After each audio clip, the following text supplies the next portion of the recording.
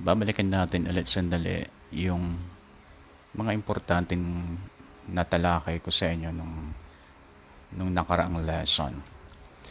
Natural na ang isang tao na hindi maayos ang kanyang relationship sa Diyos ay hindi talaga magiging maayos ang kanyang relationship sa kanyang sarili.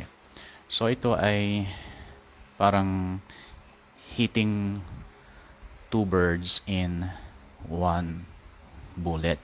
Kasi inaalam natin yung kondisyon ng isang tao, yung isang counselee. And at the same time, inaalam din natin yung kondisyon ng ating sarili. Sa ganoon ay mas maituwid natin yung ating sarili at mas prepared tayo at mas trained and equipped na i-handle ang situation ng kahit sino mang counselee na ating ma-encounter. So, kapag ang isang tao, unawain mabuti, ang isang tao, once na disconnected siya sa Diyos, ang automatic result nun ay hindi magiging maayos ang kanyang pagkatao. Magkakaroon ng disharmony sa kanyang sarili. Ngayon, paano natin malalaman na medyo lumalala na yung disharmony ng isang tao sa kanyang sarili? Yung tatlong bagay na ating napag-usapan, yung guilt, fear, at saka confusion. Ang tatlong ito ay sintomas ng isang tao ay hindi maayos ang kanyang tingin sa sarili at hindi payapa ang kanyang kaisipan at walang tunay na direction na tinatahak. Kasi ang tatlong ito deadly ito eh. Deadly ang guilt. Ako, pag hindi mo alam i-handle yung guilt once na ito'y naramdaman mo, ay tuluyan ka ng lalayo sa Lord. Yung fear, pag lagi kang may kinakatakutan, it will paralyze you. Hindi ka makapag-move on o move forward para abutin ang mga dapat abutin. Ikaw ay nagdidwell sa nakaraan kasi natatakot kang mangyari ulit. Ibinabase mo, hindi ka sumusubok kasi natatakot ka na baka mangyari ulit yung failure mo sa nakaraan. So meron kang takot sa iyong pagkatalo sa nakaraan. Meron kang takot sa nangyari sa iyong hindi maganda sa nakaraan. Kaya hindi ka nag-a-attempt na gumawa ng panibago kasi iniisip mo na baka mangyari. That's fear. So fear will paralyze you. So deadly ito. Maging ang confusion. Kapag confused ang isang tao, litong-lito ang isang tao, hindi malinaw ang kanyang natatanaw, hindi malinaw ang kanyang gustong tahakin. Litong-lito siya. Hanggang sa mauuwi na siya sa paggaya sa pagkatao ng iba o sa ginagawa ng karamihan o ng isang taong malapit sa kanya. So magiging go with the flow ang mangyayari sa kanya. Imbis na makapag-set sana siya ng good example, makapag-set siya o makapag-provide siya ng tamang daan na pwedeng daanan ng mga sumusunod sa kanya, hindi niya magawa kasi confused. Hindi malinaw. Hindi malinaw ang kanyang isip. Gulong-gulo ang kanyang isip. At medyo may kahirapan. Medyo may kahirapan i-handle ang isang taong litong-lito, gulong-gulo. Kasi nakafocus siya doon sa isang bagay na ikinagugulo ng kanyang isip. At kung ikaw ay nag-share sa kanya, pag hindi mo pa siya na-connect sa Lord, tapos nag-attempt ka na mag-advise sa kanya, hindi niya mag-gets kasi nakafocus lang siya doon sa isang bagay na gumugulo sa utak niya. Alam naman niyang yun ang gumugulo sa kanya, pero bakit doon siya nakafocus? Ganun talaga, kasi gulong-gulo nga eh. Litong-lito. So, mangyayari din sa iyo yun. kapag ikaw ay disconnected sa Diyos. Hindi muna lalala, pero unti-unti gagapang sa'yo yung guilt. Sinisisi mo ang sarili mo, bakit mo ginawa ito, ginawa yung ganyan. Iniisip mo na baka hindi ka nakarapat dapat sa presensya ng Diyos, baka hindi ka na niya tanggap, nagigilty ka sa magulang mo kasi hindi mo sila nasunod dahil sa isang pagkakamali mo, akala mo hindi ka nakarapat dapat maging isang tunay na anak. So, unti-unting gagapang ito, unti-unti kang hindi na mag-push kasi matatakot ka na, and then unti-unti malilito ka na. So, mangyayari sa'yo ito, at sa kahit sino mang tao, once na siya ay disconnected na sa Diyos. Okay? So, kapag ikaw ngayon ay magulo ang buhay mo, magulo ang isip mo, magulo ang pagkatao mo, mayroong guilt, mayroong fear, mayroong confusion, then ang magiging resulta nito, hindi magiging maganda at hindi magiging maayos ang relationship mo sa iba. O kaya nga delikadong makipagrelasyon sa isang taong disconnected sa Diyos at may disharmony sa kanyang pagkatao kasi ikaw ang masasaktan or lalo mo siyang sasaktan. Diba? So, ang goal mo lagi, ito na advice ko kung talagang sa iyong sariling assessment, ikaw ay talagang in love sa taong ito, so gawin mo munang priority mo na siya ay tulungang makabalik sa Panginoon. At tulungan siya na maging maayos ang kanyang self-esteem, ang kanyang pagtingin sa kanyang sarili. Okay, tulungan mo muna siya kasi pag yan bumalik sa Lord, tapos naayos yung kanyang self-esteem, masarap mahalin yung mga taong ganun. At masarap sila magmahal kapag connected sila sa Lord at meron silang proper self-esteem. So feeling mo secured ka kapag ganun ang karelasyon mo. Pero pag yan disconnected sa Lord, tapos gulong-gulo ang kanyang pagkatao, walang malinaw na direction, nakakatakot yun. Nakakatakot na maging karelasyon yun. So, paano natin malalaman na ang isang tao na disconnected sa Diyos, gulong-gulo ang kanyang pagkatao, walang proper self-esteem, at medyo magulo na ang kanyang relationship sa ibang tao? Paano natin malalaman yun? Okay, napag-usapan natin yung tatlo. Kapag that person is shifting the blame. Imbis na akuin niya yung kanyang pagkakamali, akuin niya ang responsibilidad, naghahanap siya ng masisisi. Naghahanap siya ng excuse para lang hindi mo maisip na siya ang mali. Siya ang may pagkukulang. Kasi ayaw nila yon. Ayaw nila na tanggapin na sila ang mali.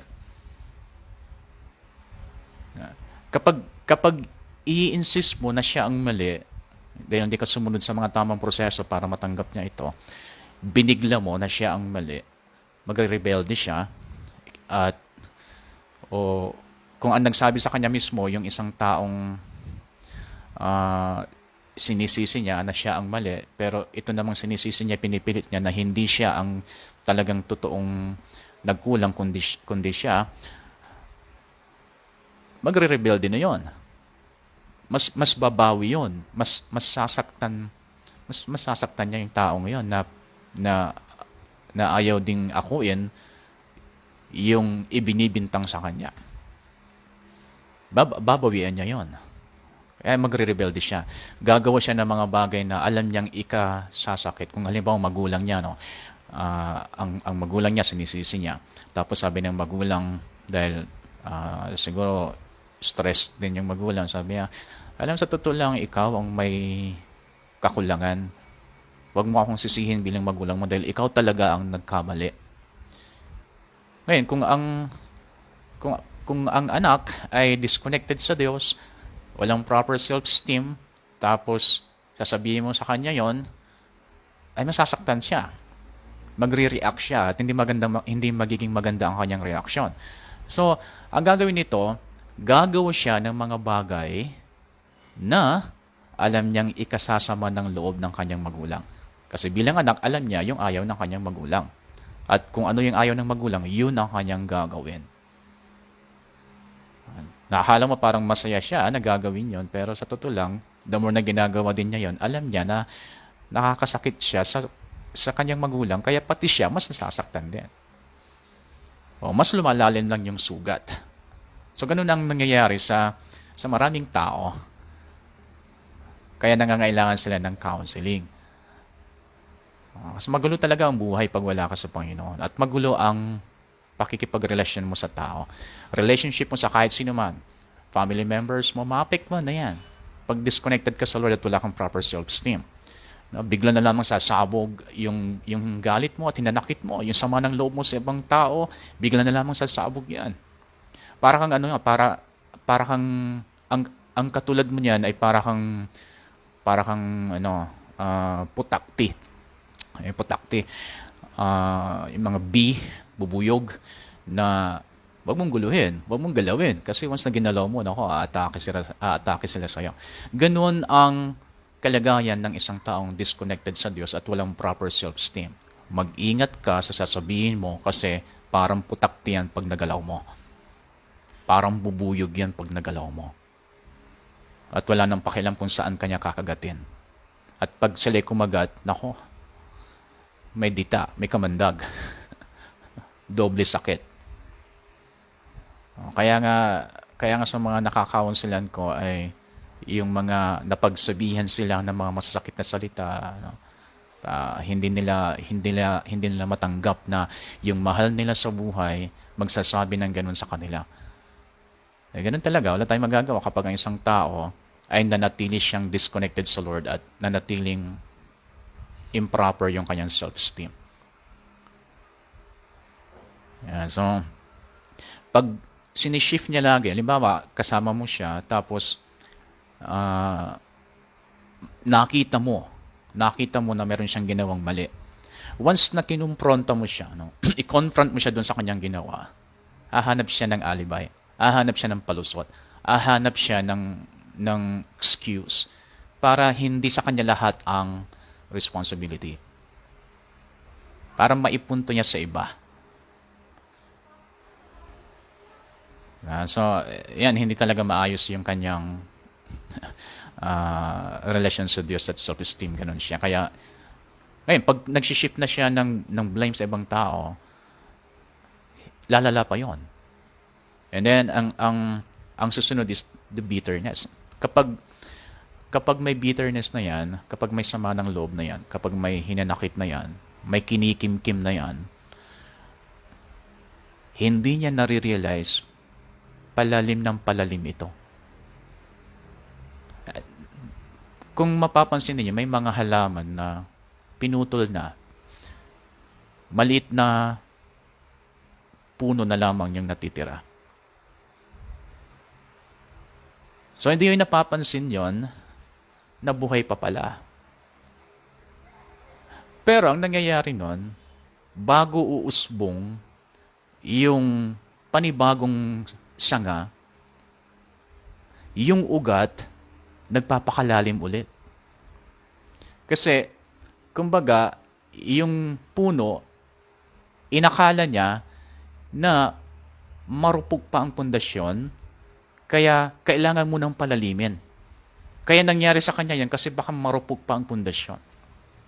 Natural sa halaman yon na magpakalalim ng ugat. Ganun ang bitterness. Hindi mo napapansin una, malit na puno lang yung nakalabas.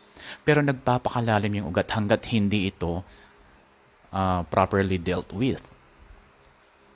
Kaya lumalalim yung ugat ng kanyang hinanakit at sama ng loob.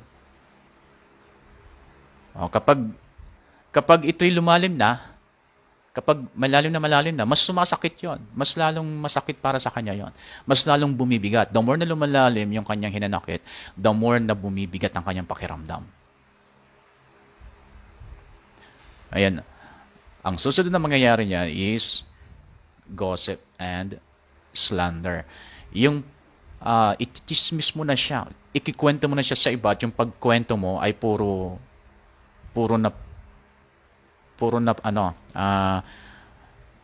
against doon sa kanya. Ayaw mong mai-portray siya na mabait naman siya.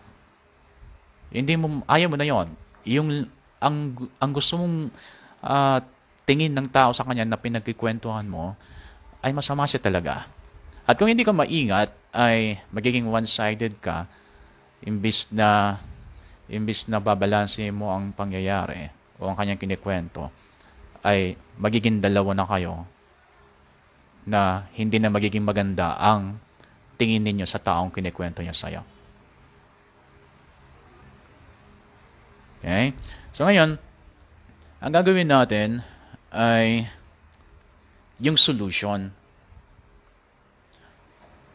So, bago yan, iidiin ko muna, napag-usapan natin na tutulungan natin yung isang tao na hanapin talaga yung ugat ng problema. Hanapin niya yung ugat ng problema. Yan ang role ng counselor. Ipapakita mo sa kanya kung saan nagmula lahat yung kanyang mga problema. Bakit nauwi sa ganon? Paano ito nag-umpisa? Saan ito humuhugot ng lakas? Yung problema na kanyang kinalalagyan ngayon, saan humuhugot ito ng lakas? Bakit kung sa palagay mo malakas ang pagsubok na ito, malakas ang problema na ito, matindi ang problema na ito, saan humuhugot ito ng lakas? Bakit matindi yung problema niya? So tutulungan mo siya na ipakita na ang pinakaugat ng lahat ng mga ito kasi disconnected siya sa Lord. At nagkaroon siya ng hindi maayos na pagtingin at pananaw sa sarili. Kung kaya't nagiging magulo na ang kanyang pakikisama sa ibang tao. Tutulungan mo siya. Hindi yung sasamahan mo siyang magalit doon sa tao. Hindi yung ipaparamdam mo lang sa kanya na nandito lang ako. Brad, nandito lang ako. Sis, nandito lang ako. Or ikaw ay aayon na lang sa lahat ng kanyang mga sinasabi. O tapos nagyaya siyang uminom o noong nag-inuman kayong dalawa. Hindi ganoon yung role natin as counselor. Walang permanent na solution sa ganon. Paulit-ulit kanyang guguluhin. Paulit-ulit kanyang kukulitin. Paulit-ulit siyang lalapit sa iyo at sasamahan mo ulit sa inuman. Sasamahan mo ulit kung ano yung gusto niyang liwaliw na gusto niyang gawin para lang makalimot siya pansamantala. So, ang role natin is ipakita na sa kanya yung permanenteng solusyon para hindi siya pabalik-balik doon sa problema na yon. Yan. So, ang pinakasolusyon ngayon, pag nakita niya na yon, once nakita niya, disconnected siya sa Lord, nagkulang siya sa Lord, nakita niya ang kanyang sarili kung anong mga ginawa niyang mali, so ito ang pinakasolusyon na mahirap gawin. Pero kung magagawa mo, na siya ay na mapagawa mo sa kanya, kung mapapagawa mo ito sa kanya, ay naaamoy mo na ang tagumpay. Once na ginawa na niya ito, ang tinutukoy ko ay acknowledgement of sin. Once na in-acknowledge na niya yan, yung kanyang pagkukulang. Halata minsan kasi napapaluha na or iiyak na yan. Minsan hindi niya maituloy yung kanyang sinasabi kasi yung emosyon niya ay nag-overflow na. So magandang pangitain yon sa kanya kasi ina-acknowledge na niya yung kanyang pagkukulang. Pag in-acknowledge niya na yun, kailangan alam mo yung susunod na step. So, babasahin ko muna ito. At kung meron tayong makitang dapat i-emphasize, gagawin natin. Once sin is identified in our life, we must be willing to take personal responsibility for it. Though King David committed a terrible sin with Bathsheba. So, alam niyo na yung kwento ni King David na nagkaroon siya ng relasyon kay Bathsheba sa hindi magandang pag-uumpisa dahil may asawa si Bathsheba. So, ituloy ko, no? Once it was challenged, yung ginawa ni David, once it was challenged, he readily acknowledged it. Because of this repentance, we see that later, God was able to call him a man after my own heart. Alam niyo, matindi yung ginawa ni David. Kung ngayon niya ginawa yon, nako, baka makikialam ang Kongreso at ang Senado. O alam na nandun siya sa rooftop or terrace or whatever sa part ng taas ng kanyang palasyo. And then natanaw niya si Bathsheba na naliligo sa balon, sa tabi ng balon. And then na-attract si David sa kanya. And then pinaalam niya kung sino si Bathsheba, asawa pala siya ng isa niyang sundalo. So ang kanyang ginawa pa ay inilagay sa front line yung asawa ni Bathsheba para mamatay. So ibig sabihin, ipinilano niya ang pagkamatay ng asawa ni Bathsheba. So doble yung kanyang pagkakasala. Ganun talaga ang kasalanan, manganganak yan. Manganganak ng ibang kasalanan. Once na nag-attempt kang once na ginawa mo na yung isang kasalanan, manganganak yan. Kasi, basta hindi mo in-acknowledge, no? Basta hindi mo in-acknowledge at hindi ka nag-repent, yung kasalanan na ito, na pinapanatili mo sa sarili mo, sa puso mo, ay manganganak pa yan ng ibang klaseng kasalanan ulit para mapangalagaan mo yung reputasyon mo.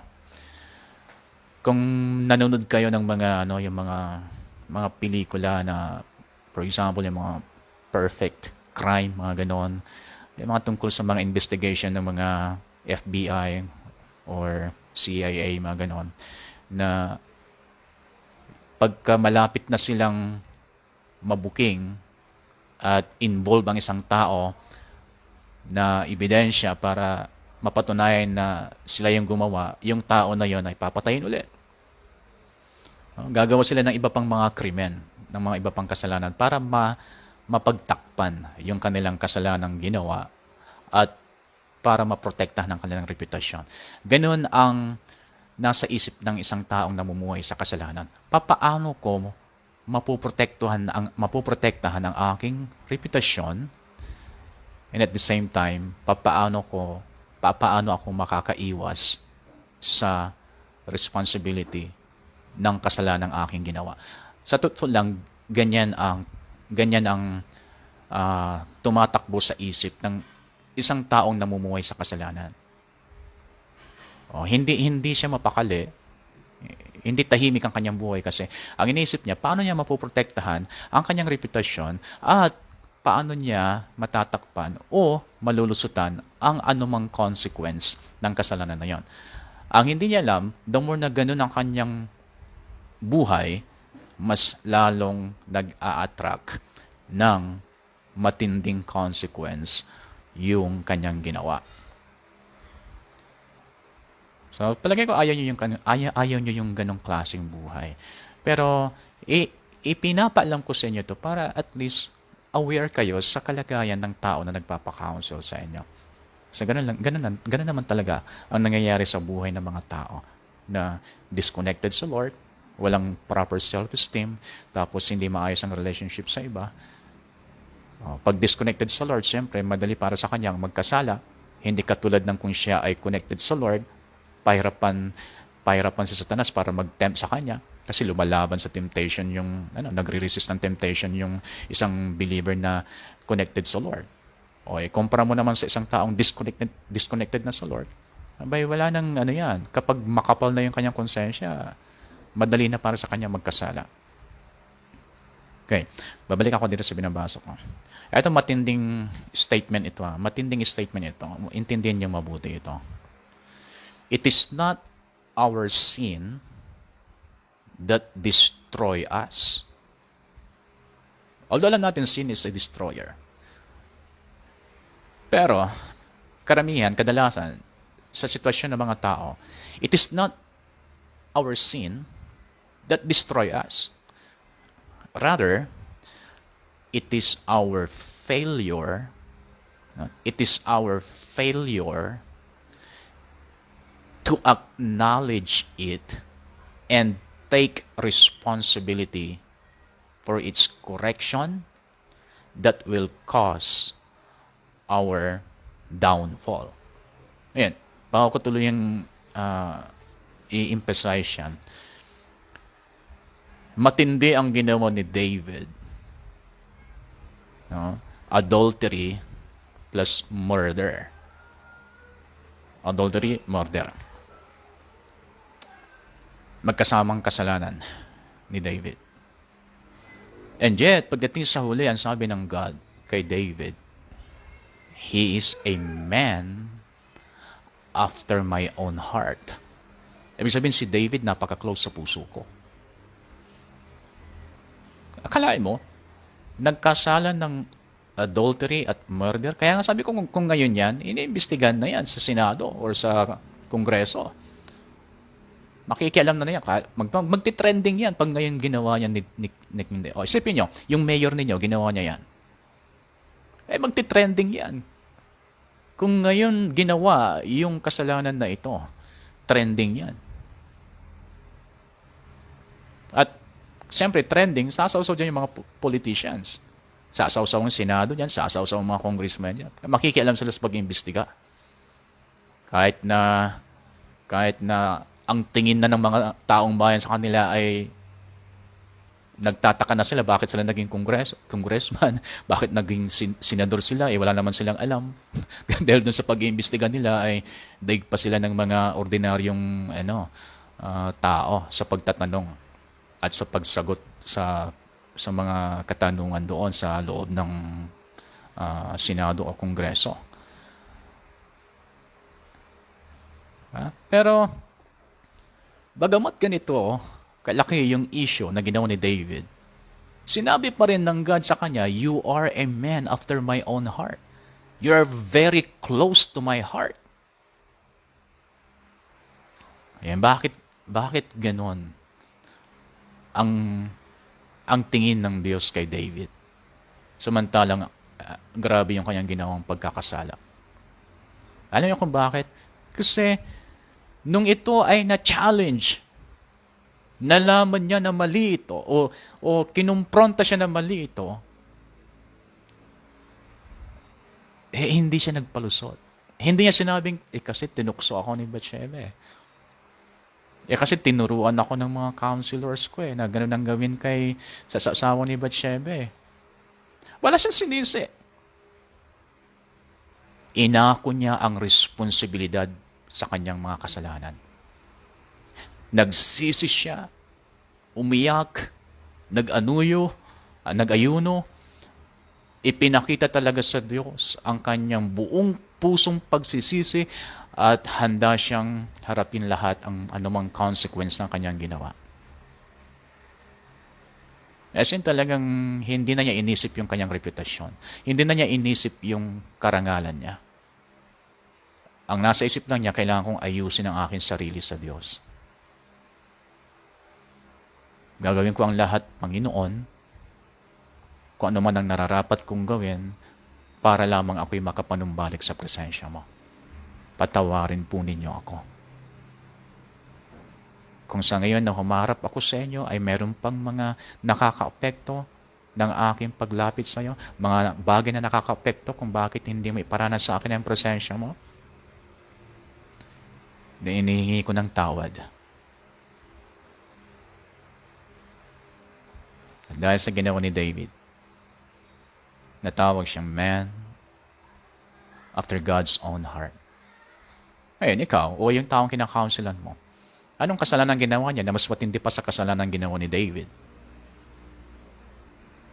Alam niyo, kahit na hindi mo malampasan yung bigat ng kasalanan ginawa ni David, pwede ka pa rin mapalayo sa Lord. Depende sa kung papaano mo hinahandalan yung guilt at depende sa pag-acknowledge mo. At alam nyo, kahit mas matindi pa sa ginawa ni David yung ginawa ninyo. Kung haharapin natin ito, tulad ng kung paano hinarap ni David yung kanyang kasalanang ginawa. Imbis na manisi siya ng ibang tao, inako na lang niya ang lahat. Though our situation may also involve the faults of others, we are only responsible for our own sin. We should take responsibility for our wrong and let others do likewise. We must also be careful about excuses. There are always contributing factors to sin. None of these exempt us from our responsibility. Acknowledgement of sin leads to repentance in two areas. Number one, syempre, repentance to God. 1 John 1:9, if we confess our sins, He is faithful and just to forgive us our sins and to cleanse us from all unrighteousness. From all unrighteousness. Kasama ang anumang ginawa mo, kahit yung ginawa mo kanina, at kahit anong kasalanan ginagawa na nagpapa-counsel sa'yo. You are not there to condemn that person. Hindi mo dapat ipapadama sa counselee na grabe naman siya, ba't niya ginawa yun? Hindi mo dapat maipapadama sa kanya na kinukundi na siya ng Lord. Wag, iwasan niyo yun. Kasi ang taong nagkasala, kahit na sabihin niya na hindi siya nagsisisi sa kanyang ginawa, deep inside of that person, umiiyak yan. Dahil may konsensya yan. Kahit na sabihin mong nanigas ng konsensya dahil sa mga sinasabi niya sa'yo, dahil sa mga reactions niya, sa mga kilos na ipinapakita, parang tumigas, wala na yung konsensya niya, akala niyo lang po yun. Pero once na siya nag-iisa na, ang lakas ng boses ng Panginoon sa kanyang konsensya. Okay? So ngayon, our first responsibility is to repent before our Creator. Our first responsibility is to repent before our Creator. David cried out, against you, you only have I sinned. Against you, you only have I sinned. Sabi ni David sa Panginoon. Mababasa niya sa Psalms 51 verse 4. Though David hurt others, he recognized that all sin is ultimately directed against God. Etong matindi to, no? Ulitin ko. Though David hurt others, he recognized that all sin is ultimately directed against God. Although sa tao mo ginawa yon, pag ito'y kasalanan, direkta mong ginawa ito sa Diyos.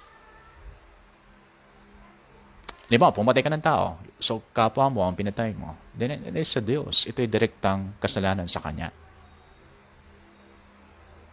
So any sin, small or big sin, na sa tao mo ginawa,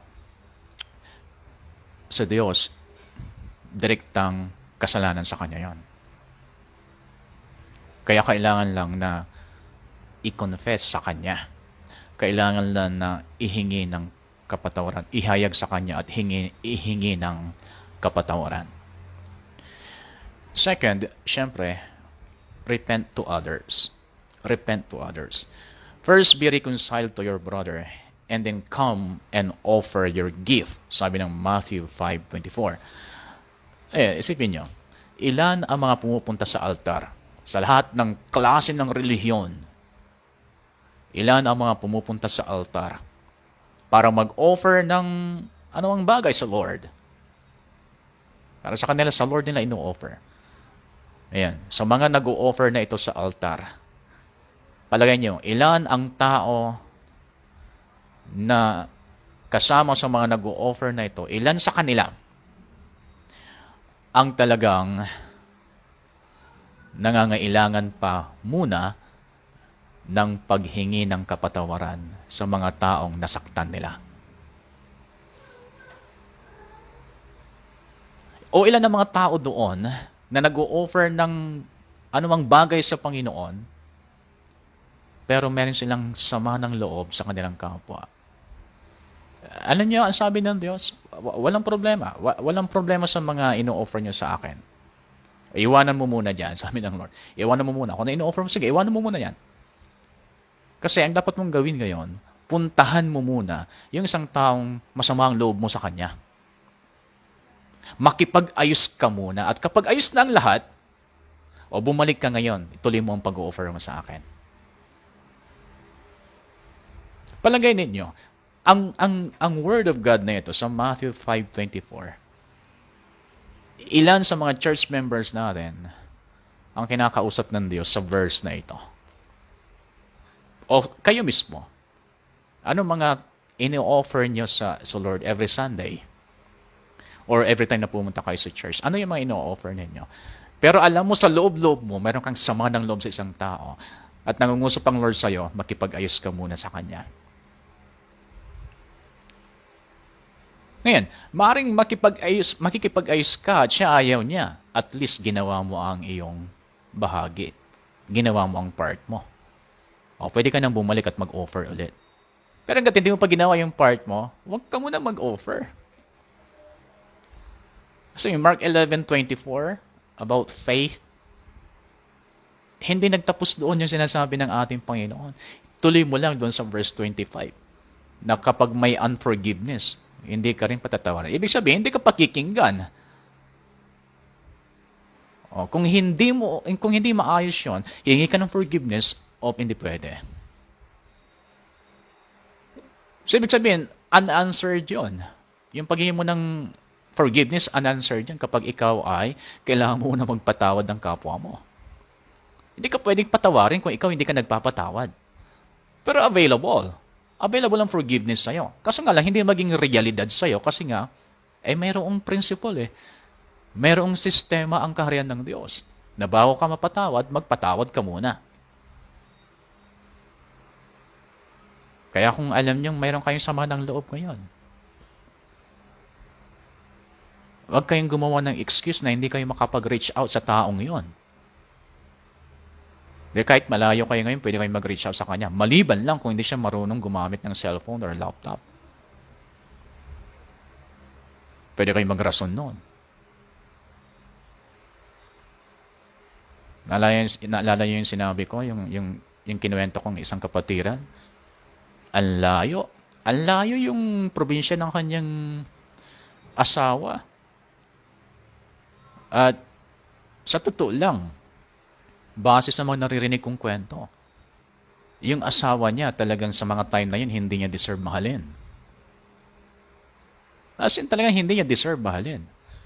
Base sa mga kwento nila sa akin. Kaya nga galit yung pamilya ng lalaki, yung kapatiran na ito, galit, bakit kailangan pa niyang sunduin? Hayaan mong lumayas, hayaan mong umalis. Marami pang mas the best sa kanya, sa bagay hindi pa kayo kasal. Magpapakasal pa lang. Pero nagsasama na. Pwede ka ba makahanap ng iba?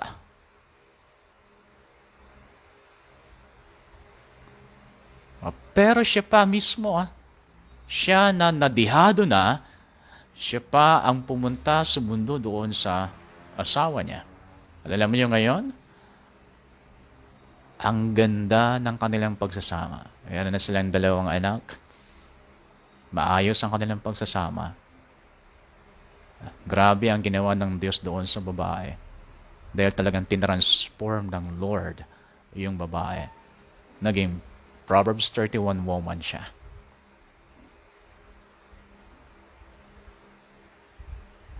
Ngayon, kung pairalin ng lalaki yung pride niya, o nga na, ba't ko pa susunduin yun?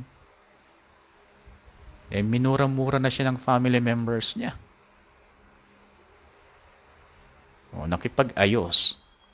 Kaya hindi kayo pwedeng magbigay ng excuse, malayo siya kasi pastor eh.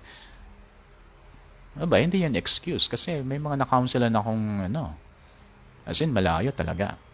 Pero pinuntahan. Wala pa mga cellphone noon. Ngayon, may mga cellphone na ngayon. Ang dami ng ngayon. Pwedeng gamitin para makapag-reach out ka sa tao. Hindi ka pwedeng mag-excuse. Kung hindi ka mag-reach out, isang bagay lang yan ang totoo. Hindi mo pa siya pinapatawad. O tapos pag ikaw ay nagkasalat, hingi ka ng hingi ng tawad sa Lord. Baka kailangan mong basahin to. Ayun, gusto kong iparealize niyan sa kinakaunselan ninyo.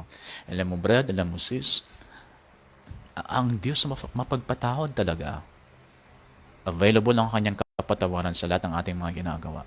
Ang problema, brother, ang problema, sister, may principle na kailangang sundin. Na bago tayo patawarin ng Diyos, kailangan muna tayong magpatawad sa ating kapwa. Kailangan mong iparealize yan sa kinakaunselan mo. Kasi pag hindi yan na-settle, problema. Masolve niya yung problemang dinadaing niya sa'yo. Maaring masolve niya yan. Another problem ulit. Ganyan talaga. Ganyan talaga ang buhay ng isang taong disconnected sa Lord. Hindi proper ang kanyang self-esteem at hindi na maayos ang kanyang relationship sa ibang tao. Maaring maayos niya ang kasalukuyang problema pero another problem ulit. Maniwala na kayo dahil sa dami na ng kinaunselan ko. Paulit-ulit lang yan or paiba-iba ng problemang darating. Pero ang pinakaugat ay connected doon sa pinakasentro ng ugat ng kanyang problema, which is disconnected siya sa Lord, hindi proper yung kanyang self-esteem, and then hindi na maayos talaga ang kanyang pakikitungo sa mga kapwa dahil nangiibabaw na yung guilt, fear, and syempre kasama na dyan unforgiveness. So hindi magiging maayos ang kanyang pakikitungo sa tao. Sa una, may impress niya ang maraming tao, pero hindi magtatagal ang kanyang relationship sa mga tao. Paano magtatagal ang kanyang relationship sa tao hindi siya maayos sa Diyos. Pag bago lang, syempre, okay, pero hindi magtatagal. And then dito sa commitment to change, yung commitment to change. Sin produces sinful habits. Yan ang kailangan ninyong ma-realize. Ang kasalanan talaga, ang magiging production nito sa ating buhay, hindi magandang habit. Magiging kasanayan mo ang isang bagay to the point na kahit pagod ka na at ayaw mo na, ginagawa mo pa rin. So, sa totoo lang, ito ang pinaka-ugat ng problema ng mga alcoholic, yung mga naninigarilyo, nagdodroga, yung mga homosexuals, yung mga sex addict, yung mga may problema sa behavior nila, yung mga may bisyo. Ang pinakaugat talaga lahat ng yan, yung disconnection nila sa Diyos. Maaring may mga tumanggap, Maaring may mga tumanggap. Tumanggap sila. Nung naramdaman nila na malapit sila sa Diyos, di ba ayaw na nilang gawin yung kanilang mga ginagawa? Pero sa time na mararamdaman nila ulit na parang ang layo nila sa Lord, kasi hindi pa nga nadi-disciple. So, natural yun, mararamdaman niya na parang hindi pa siya malapit sa Lord. Yung kanyang pagtanggap sa Lord, mawawala sa isip niya. Kasi nga, hindi pa nabigyan ng Word of God, hindi pa nadidisciple, hindi pa lumalalim sa Word of God. So, akala niya, yung kaligtasan tinanggap niya, nawawala. So, pag akala niya nawawala yung kanyang kaligtasan, feeling niya hindi siya ligtas. Feeling niya wala siyang buhay na walang hanggan. Feeling niya hindi siya new creation. Babalik ulit. Kasi feeling niya, disconnected siya ulit sa Lord. Every time na isang tao, maisip at maramdaman niyang disconnected siya sa Lord, kasalanan ang magiging resulta niya. Gagawa ng mali. Gagawa ng mga wrongdoings. So pag siya'y na-invite ulit, maalala niya ulit yung kanyang pagtanggap. Magre-repent siya. Iiyak ulit siya. O ayaw na naman niya makipagbarkada. Ayaw na naman niyang uminom. Ayaw na naman niyang manigarilyo. Pero dahil sa naging habit na niya ito, no, ito ang problema. Pag naging habit niya na yan, yung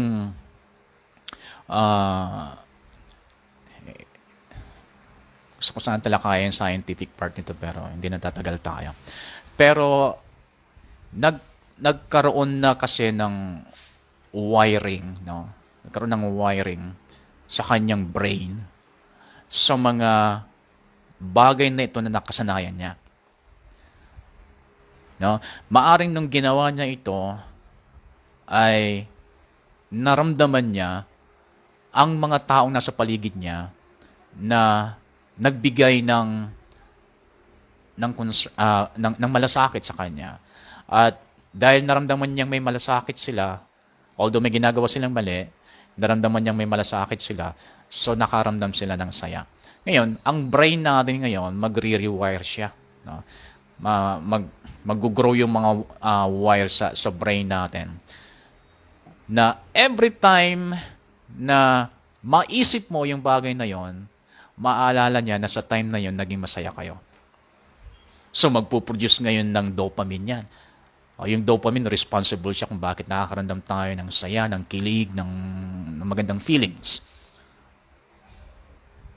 So, dahil naka-wired na yon sa kanyang isip, sa tuwing may magyayaya sa kanya, or every time na ito'y maamoy niya, marinig niya, makita niya, malasahan niya, siyempre, yung senses natin, no, ay direct na nakakonect sa ating pag-iisip, no. So maalala niya yung saya. So ang dopamine ngayon na napuproduce sa kanyang katawan. Kaya na iinggan niyo siyang gawin muli. Ngayon, after mong tumanggap sa Lord, yung pagkatao mo on the inside, nabago yon. Pero hindi na bago ang brain mo, hindi na bago ang mind mo. Hindi na bago yon. Ganun pa rin ang iniisip niya. Ganun pa rin yung mga wirings niya. Para kang bumili ng second hand na sasakyan, and then pininturahan mo yung body, inayos mo yung mga bagay-bagay, pero hindi mo inayos yung wirings. Parang ganun siya. Kaya pag sinwitch mo yung ilaw niya, ganun pa rin yung sistema niya. Diba? Kaya nga napaka-importante, Romans chapter 12 verse 2, renewing the mind. Kasi pag nagkaroon ng renewing the mind, magkakaroon ng transformation. Ngayon, anong mag-renew ng ating mind? The Word of God. Aalamin mo ngayon ang culture ng ating Panginoon. Na ito'y naiiba pala sa culture mo na na-adapt mo sa ibang tao, sa culture ng mundong ito. I-rewire mo ngayon ang isip mo, ang brain mo, sa culture ng Diyos. At kapag ito'y ginagawa mo, binabasa mo ang Biblia, nakikita mo ang mga katotohanan, sumasaya ka. So mag-grow ngayon ang mga wire at madi-deactivate yung mga dating wirings ng iyong brain sa mga bagay na hindi maganda. So ngayon, sa brain mo ngayon, maiisip niya na ang magbibigay pala sa kanya ng saya ay kung siya ay nagbabasa ng Biblia, kung siya ay nagme-meditate, kung siya ay nag-worship sa Lord, kung siya ay pumupunta sa kapatiran, kung siya ay nag-serve sa Lord, kung siya ay nag-share ng gospel, hanggang sa rewired na yung ating utak sa mga bagay na ito, hanggang sa kung ito'y maisip natin, maalala natin, may magpaalala sa atin, ang dopamine mapuproduce, and then excited ka ngayon na magbasa ng Biblia, excited kang pumunta sa Bible studies, sa prayer meetings, sa worship service. Lahat ng mga spiritual activities, kasi doon na naka-rewire ang iyong isip. So every time na maalala mo yung mga spiritual activities, yung dopamine na puproduce sa atin. Kaya excited natin itong gawin. Ngayon, kapag ikaw ngayon nag-spend time ulit sa culture ng mundong ito, binigyan mo ng pagkakataon ng social media na ikaw ay maibalik maibalik or mai-rewire ka sa mga ibang gawain ulit. Yan nakikita mo habang pinapanood mo, ang saya-saya nila. Hanggang sa darating ang time, itatry mo na. O hanggang sa papasok na yung guilt and condemnation. And then, babanatan ka na ng Satanas doon sa culture ng mundong ito. Magpapadala siya ng iba't ibang agents niya, mga tao niya, para tutukan ka sa bagay sa mundong ito. And then, nadi-deactivate ngayon yung wirings ng brain mo sa mga spiritual activities. Kaya, kahit anong pagyayan nila sa Bible study, wala na. Wala nang dopamine na puproduce. Hindi ka na excited sa bagay na yon. Kaya wala nang dating sa'yo yung preaching. Kahit na ang mga iba nag-i-enjoy sa'yo, wala na. Kahit ang mga iba nag-i-enjoy sa pag-praise and worship, napapayak sila sa pag-worship sa'yo, wala na. Habang nag-worship sila, ikaw nagsi-cellphone. Kasi na-reward ulit yung brain mo. Na-renew siya ulit ng bagay sa mundong ito. So, ang kailangan mo, mag-renew ulit. Kaya sabi ng Joshua 1:8 is meditate my word day and night. Kasi doon nare-renew ang ating isip. At kapag nare-renew ang ating isip, ang magiging automatic result nito sa ating buhay ay transformation. Hindi natatransform ang isang tao na hindi na-renew ang mind niya. At hindi marirenew ang mind ng isang tao hanggat hindi siya naging committed to meditate the word day and night. Kahit sabihin pa nilang, miracle, ako ay binago ng Lord. Ako, pag hindi magpapatuloy sa word yan, pag hindi nagpatuloy sa word of God yan, kahit miraculously na bago, babalik sa dati yan. Babalik sa dati yan. Kasi ang word of God, the only power that's in this earth, the word of God, the only power of God to change our life. Wala nang iba.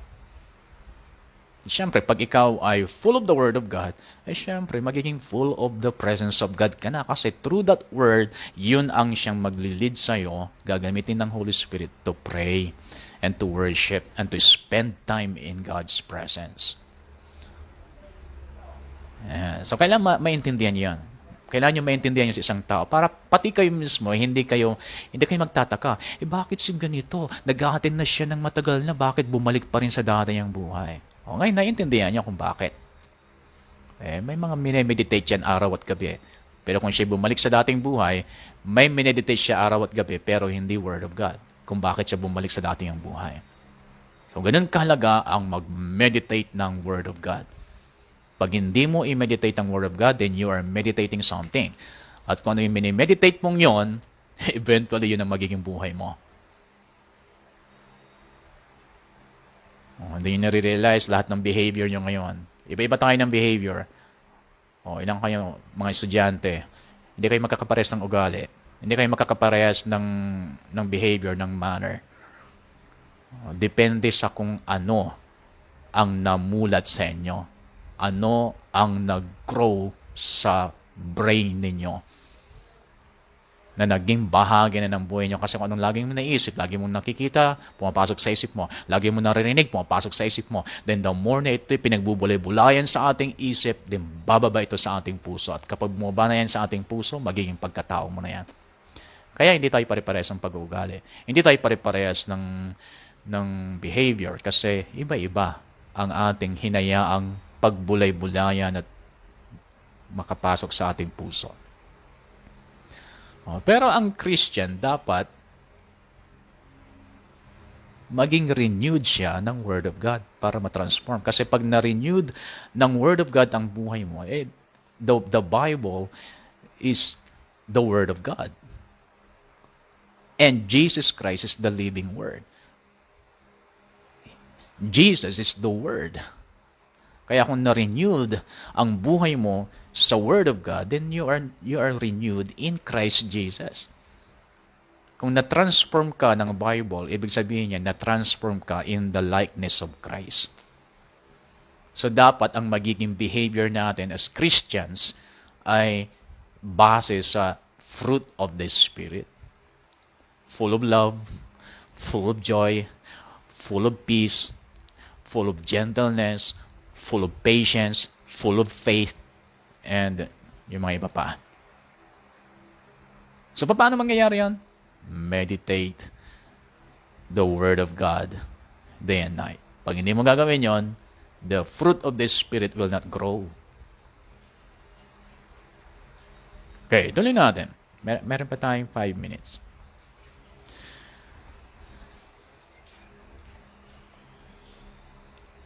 Ano ang nangyari nung tayo ay tumanggap sa Lord? So ano nangyari? No?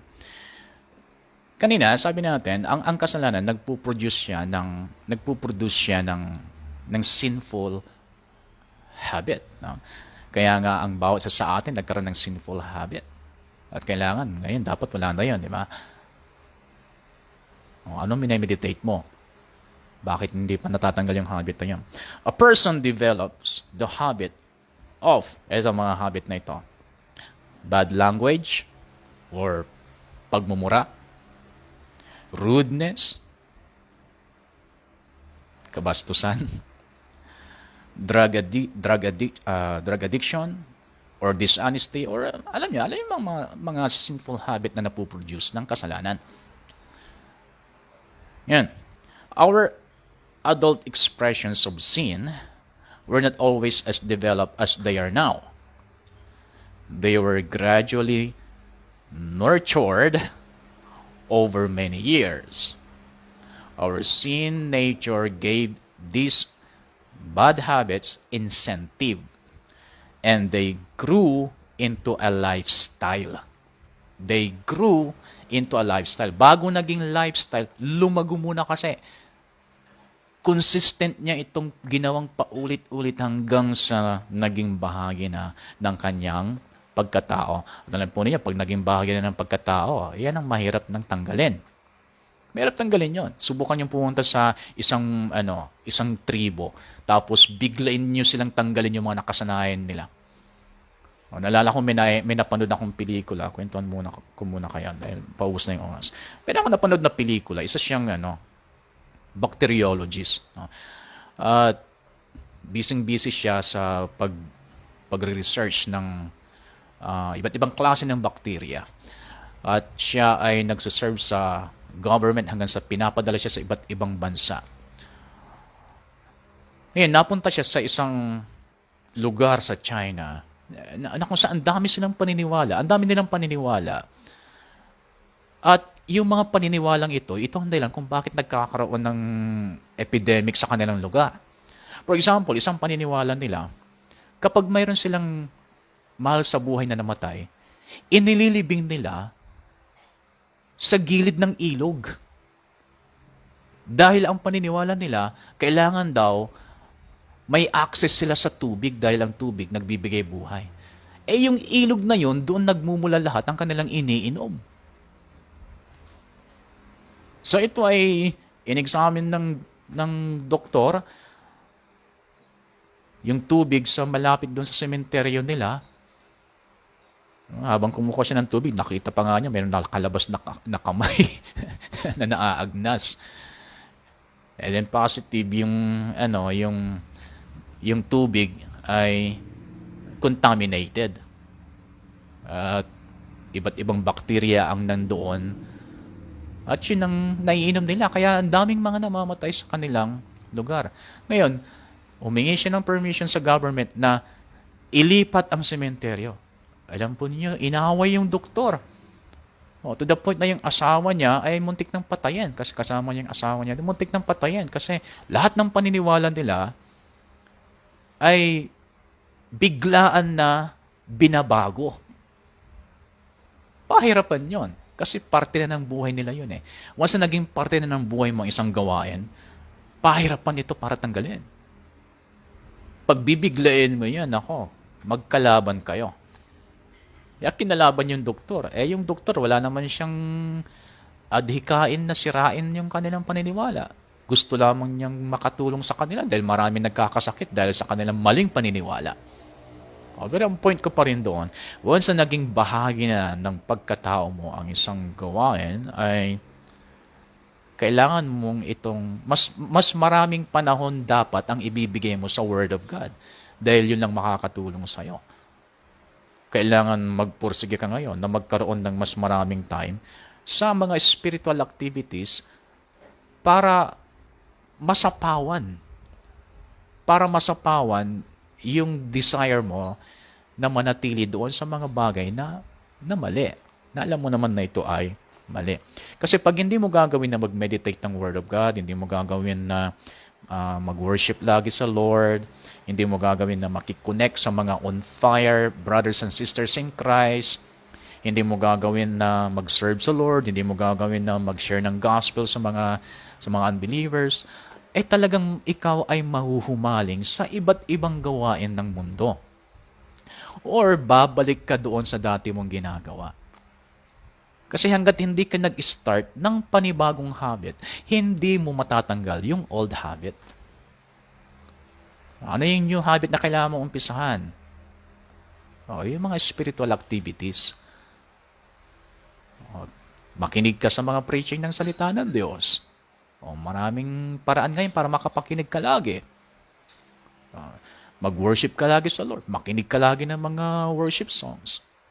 Kilala mo naman kung sino yung mga on fire na mga kapatiran sa church ninyo. Makikunik kayo sa kanila lagi. Pag gagawin mo yon, then yung desire mo dati na gawin yung mga dating bagay, unti-unti ay mawawala yon. Ang desire mo ngayon ay nandun na sa mga dati mong kinreate na bagong habits. So nagtataka tayo, bakit may mga nag-a-attend sa church na on fire dati tapos biglang bumalik sa dating buhay? Alam nyo na ngayon ang nangyayari. Alam nyo na ang dahilan. So marami kayong mamimit na mga kapatiran na magpapakounsel sa inyo about their old habits. Ngayon, alam nyo nang i-explain sa kanila kung bakit. Ganon. Okay, so wala na tayong time. So kita tayo ulit sa mga susunod. So, dito tayo nagtapos, dito tayo magsisimula sa susunod about sa yung commitment to change. The commitment to change. It takes commitment to change. Hindi ito miracle. Nandoon ang tulong ng Banal na Espiritu. But it takes commitment. Kahit na magkaroon pa ng miracle sa buhay ng isang tao na instant na wala yung kanyang appetite sa paninigarilyo, sa pagdudroga, sa pambababae, panlalalaki, or sa pag-iinom, sabihin natin instant na wala yon. Kapag hindi pa rin siya magiging committed na mag-meditate ng Word of God, babalik at babalik yon. Napaka-imposible yon. Natuloy-tuloy siyang nabago na hindi naman siya talaga naging committed sa Word of God at naging committed sa pagpipray, sa pagde-devotion sa Lord. Imposible. Hindi kailanman mababago ang isang tao na hindi siya magiging committed na mag-meditate ng Word of God day and night at hindi siya magiging committed na magkakaroon ng devotion sa ating Lord. Hindi mababago ang isang tao kapag hindi niya ginawa yan. Naalala ko tuloy ang isang kapatiran, nung in-stop niya ang kanyang mga ginagawa, devotion sa Lord, meditation sa Word of God, bumalik ulit ang kanyang mga dating ginagawa ngayon. So, kita tayo ulit next meeting. You're blessed.